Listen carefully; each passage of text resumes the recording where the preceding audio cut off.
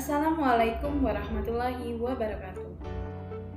Hai, berjumpa lagi dengan saya Selvia, NPM 207550226, Prodi Akuntansi Perpajakan semester 5A, dengan mata kuliah Akuntansi Sektor Publik.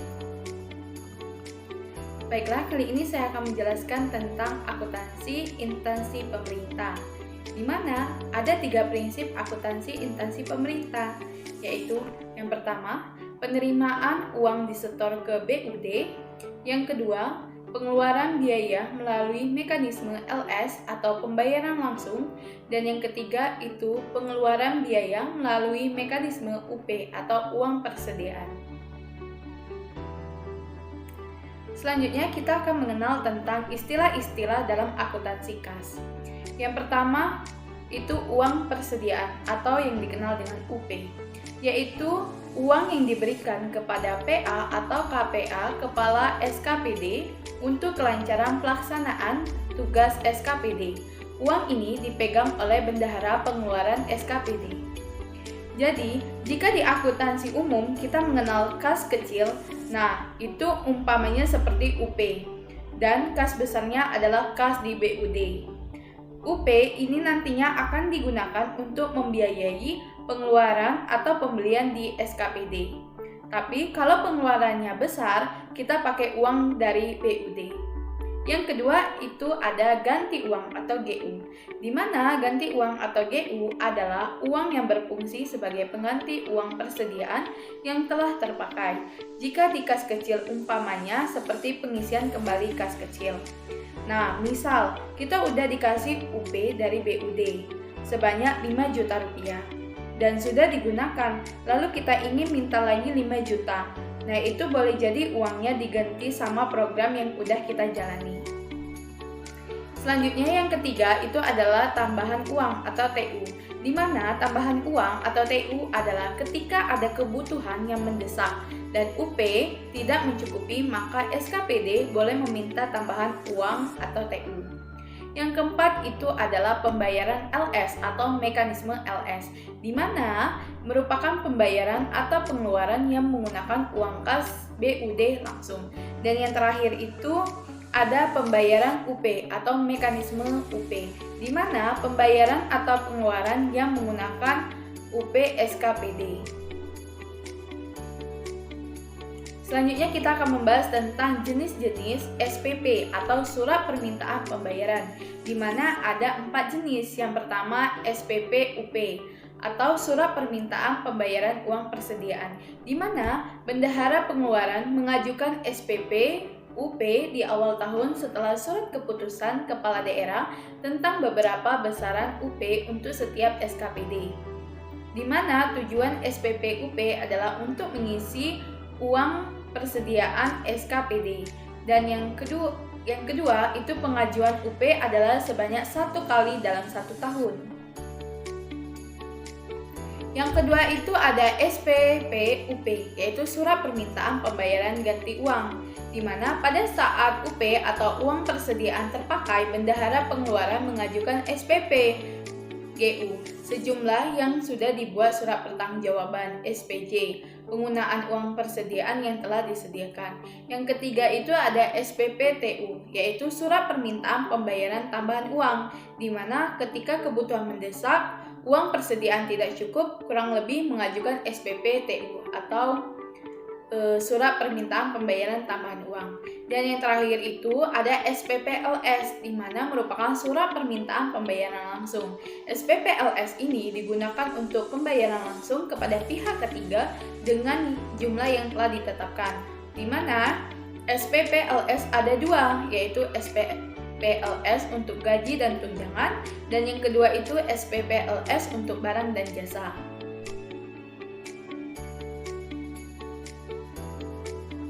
Selanjutnya kita akan membahas tentang akuntansi uang persediaan. Pada bagian ini kita akan membahas transaksi UP atau uang persediaan, di mana ada 5 transaksi. Yang pertama, saat diterima surat perintah pencairan dana uang persediaan atau yang dikenal dengan SP2D UP. dari BUD ke SKPD atau biasa juga disebut sebagai pembentukan UP atau uang persediaan. Yang kedua, itu adalah pembayaran oleh bendahara pengeluaran SKPD dengan UP atau mekanisme UP dan pembayaran langsung oleh BUD atau mekanisme LS. Yang ketiga itu ada pengantian UP atau ganti uang yang dikenal dengan GU, dan keempat itu ada tambahan uang atau TU, dan yang terakhir itu penyentaraan sisa UP atau uang persediaan. Selanjutnya kita akan membahas tentang mekanisme pembayaran belanja negara, di mana mekanisme tersebut terdiri atas 8 langkah. Yang pertama, dilakukan perjanjian atau kontrak antara PPK dengan pihak ketiga. Yang kedua, selanjutnya perjanjian atau kontrak ini dicatat ke dalam kartu pengawasan kontrak di KPPN.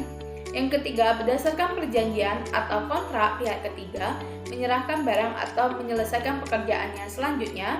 Yang keempat, pihak ketiga menyerahkan tagihan kepada PPK. Yang kelima, PPK memverifikasi tagihan tersebut dalam selanjutnya memutuskan apakah akan dibayar melalui mekanisme uang persediaan atau melalui mekanisme penerbitan surat permintaan pembayaran langsung. Yang keenam, apabila dibayarkan dengan UP, PPK menerbitkan surat perintah bayar kepada bendahara agar membayar kepada pihak ketiga. Yang ketujuh, apabila penerbitan dengan SPP LS, selanjutnya PPSPM menerbitkan SPM LS ke KPPN untuk bisa diterbitkan ke SP2S LS. Dan yang terakhir itu selanjutnya dilakukan melalui transfer dari bendahara ke pihak ketiga. Itulah mekanisme dari pembayaran belanja negara. Selanjutnya ada pembuatan komitmen di mana dibagi menjadi dua. Yang pertama itu ada perjanjian atau kontrak untuk PBJ, yang kedua itu penetapan keputusan. Perjanjian kontrak untuk PBJ itu dibagi menjadi bukti pembelian, ada kwitansi, surat perintah kerja, surat perjanjian, dan surat pesanan. Dan untuk penetapan keputusan itu ada dua, yaitu surat keputusan dan surat tugas, di mana penetapan keputusan digunakan untuk belanja diantaranya belanja pegawai, perjalanan dinas secara swakelola, pelaksanaan kegiatan swakelola, dan yang terakhir itu belanja bansos bentuk uang penerimaan. Selanjutnya kita akan membahas tentang akuntansi belanja barang dan jasa. Belanja daerah adalah semua pengeluaran dari rekening kas umum daerah yang mengurangi saldo anggaran lebih dalam periode tahun anggaran bersangkutan yang tidak diperoleh pembayaran kembali oleh pemerintah, di mana ini diatur dalam Peraturan Pemerintah Nomor 71 Tahun 2010. Belanja adalah kewajiban pemerintah daerah yang diakui sebagai pengurang nilai kekayaan bersih. Itu diatur dalam Permendagri 13 tahun 2006. Nah, di sini kita akan membahas tentang klasifikasi belanja yang dimana dijelaskan dalam Permendagri nomor 64 tahun 2013. Di mana belanjanya ada 3. Ada belanja operasi, belanja modal, dan belanja tak terduga. Belanja operasi itu terdiri dari belanja pegawai, belanja barang, bunga, subsidi, hibah, dan bantuan sosial. Untuk belanja modal itu merupakan pengeluaran kas pemerintah untuk memperoleh aset, di mana contohnya itu ada perbaikan jalan dan irigasi. Yang ketiga itu belanja tak terduga, ialah anggaran untuk mengantisipasi pengeluaran yang tidak terduga. Contohnya seperti apa? Contohnya ialah bencana alam. Selanjutnya kita akan membahas tentang prinsip pengakuan dan pengukuran, di mana terdiri atas 3 prinsip. Yang pertama, belanja diakui pada saat terjadinya pengeluaran dari rekening kas umum daerah. Yang kedua, pengeluaran melalui bendahara pengeluaran. Pengakuan belanjanya terjadi pada saat pertanggungjawaban atas pengeluaran yang disahkan oleh unit yang mempunyai fungsi pembendaharaan. Yang ketiga, koreksi atas penerimaan kembali belanja yang terjadi pada periode dicatat sebagai pengurangan belanja. Di sini ada pencatatan belanja barang dan jasa, di mana jurnal atas belanja dibuat dalam kaitannya pemerintah daerah sebagai entitas akuntansi. Pencatatannya digunakan double entry yang akan menghasilkan laporan realisasi anggaran atau yang dikenal dengan LRA. Contohnya itu tanggal 2 bulan 2 2012, kode akun 5 dan 3. Awalan 5 untuk menyatakan itu adalah belanja, dan 3 estimasi perubahan saldo, debit dan kredit.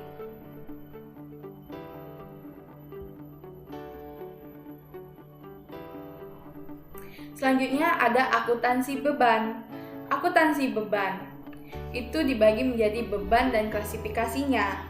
Beban adalah penurunan manfaat ekonomi atau potensi jasa dalam periode pelaporan yang menurunkan ekuitas, dapat berupa pengeluaran atau konsumsi aset atau timbulnya kewajiban, di mana diatur dalam Peraturan Pemerintah Nomor 71 Tahun 2010. Klasifikasi beban itu dibagi menjadi 2, yaitu beban operasi dan beban transfer.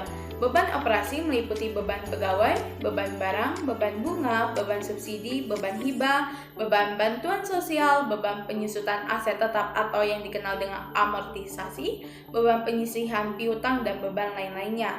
Dan untuk beban transfer itu meliputi beban bagi hasil pajak, beban bagi hasil pendapatan lainnya, beban transfer bantuan keuangan ke Pemda lainnya, beban transfer bantuan ke desa, dan yang terakhir beban transfer bantuan keuangan lainnya.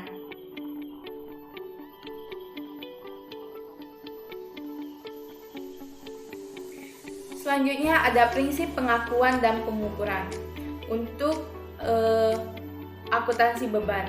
Yang pertama itu timbulnya kewajiban. Maksud dari timbulnya kewajiban adalah saat terjadinya peralihan hak dari pihak lain ke pemerintah tanpa diikuti keluarnya kas dari kas umum daerah.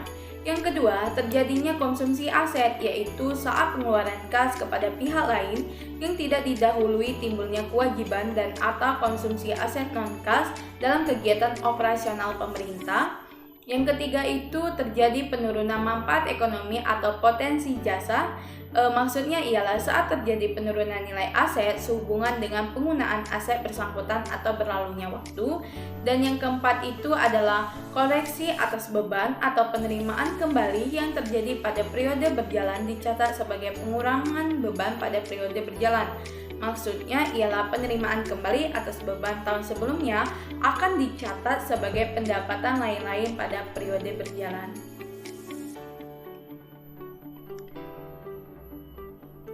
Contoh pencatatan beban, yaitu jurnal atas beban dibuat dalam kaitannya Pemda, peraturan pemerintah daerah sebagai entitas keuangan. Pencatatannya digunakan double entry, akan menghasilkan laporan operasional atau yang dikenal dengan LO dan neraca Pemda. Contoh, kita masuk contoh. Contoh pencatatan jurnal untuk mencatat beban di buku jurnal finalisasi dengan mekanisme pembayaran GU atau ganti uang dan TU tambahan uang di SKPD. Seperti di sini ada tanggal, kode akun, nama akun, debit dan kredit. Kita ambil contoh itu tanggal 7 bulan 10 2012. Kode akunnya bisa disesuaikan dengan nama akun, dan nama akunnya ada di debit itu ada beban, di kredit ada kas di bendahara pengeluaran, di debit ada kas di bendahara pengeluaran, dan di kreditnya ada RK PPKD. Untuk jumlahnya itu sesuai dengan contoh soalnya. Selanjutnya, contoh yang kedua itu contoh pencatatan jurnal untuk mencatat beban di buku jurnal finansial dengan mekanisme pembayaran LS atau langsung di SKPD. Sama seperti tadi, bagiannya ada tanggal, kode akun, nama akun, debit dan kredit. Seperti tanggal 7 bulan 10 2012, kode akunnya sesuai dengan nama akunnya, itu beban, kode akunnya diawali dengan 9, dan RK PPKD diawali dengan 3. Debit dan kreditnya sesuai dengan yang disoal. Selanjutnya ada tentang akuntansi persediaan, di mana akuntansi persediaan adalah aset dalam bentuk barang atau perlengkapan atau surplus yang diperoleh dengan maksud untuk mendukung kegiatan operasional pemerintah atau barang-barang yang dimaksudkan untuk dijual atau diserahkan dalam rangka pelayanan kepada masyarakat dalam kurun waktu 12 bulan dari tanggal pelaporan. Contoh persediaan itu meliputi persediaan ATK, persediaan benda akun, persediaan obat-obatan, persediaan bibit, persediaan pupuk, persediaan bahan pembersih, persediaan bahan bangunan, dan persediaan amunisi.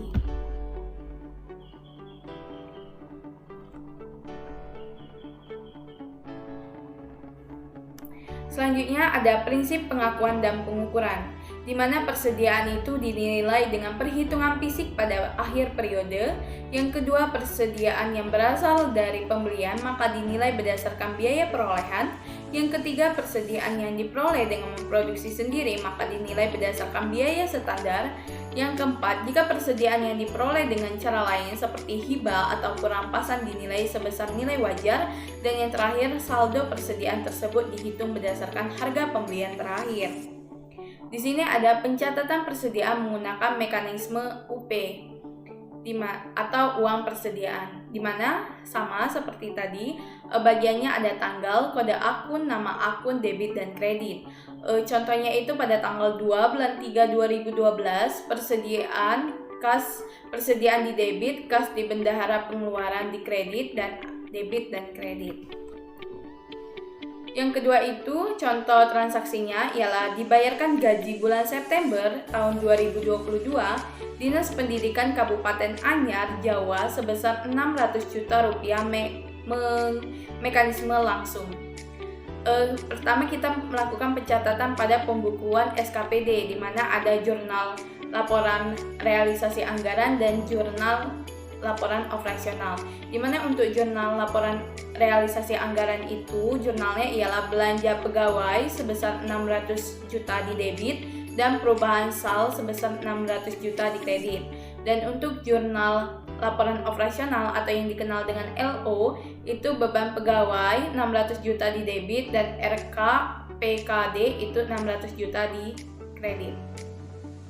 Selanjutnya itu ada pembukuan PPKD, di mana untuk jurnal laporan operasional RK SKPD senilai 600 juta itu berada di debit dan kas daerah 600 juta itu berada di kredit. Contoh kedua itu dibeli perlengkapan kantor Rp 80 juta oleh Dinas Pendidikan dia menggunakan mekanisme UP dan GU atau uang persediaan dan ganti uang, di mana pembukuan SKPD pada saat pengeluaran kas itu dibagi menjadi dua, yaitu jurnal LRA dan jurnal LO, di mana untuk jurnal laporan realisasi anggaran itu belanja barangnya 80 juta itu di debit dan perubahan salnya 80 juta itu di kredit. Dan untuk jurnal LO, beban barangnya seharga 80 juta itu di debit dan kas di bendahara penerimaan itu sebesar 80 juta di kredit. Selanjutnya, untuk pembukuan SKPD pada saat pengajuan SPJ untuk memperoleh ganti uang atau dikenal dengan GU, jurnal laporan operasionalnya RKPKD itu sebesar 80 juta rupiah di debit dan kas daerah sebesar 80 juta di kredit.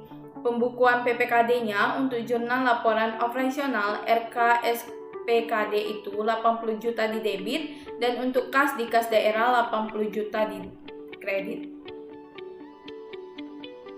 Pada contoh transaksi persediaan selanjutnya, pada akhir tahun 2022 persediaan yang tersisa sebanyak 10 juta, sedang di neraca saldo nilai persediaan adalah 6 juta. Jurnal laporan operasionalnya itu persediaan 4 juta itu di debit dan bukan persediaan 4 juta itu di kredit. Nah, yang kedua, pada akhir tahun 2022 persediaan yang tersisa sebanyak 10 juta, sedangkan di neraca saldo nilai persediaannya adalah 12 juta. Maka jurnal laporan operasional RKSPKD-nya itu sebesar 4 juta rupiah di debit dan kas daerah itu sebesar 2 juta rupiah di kredit. Baiklah, itu saja materi yang bisa saya sampaikan. Lebih dan kurang saya mohon maaf. Next time ketemu lagi dengan video yang baru. Assalamualaikum warahmatullahi wabarakatuh.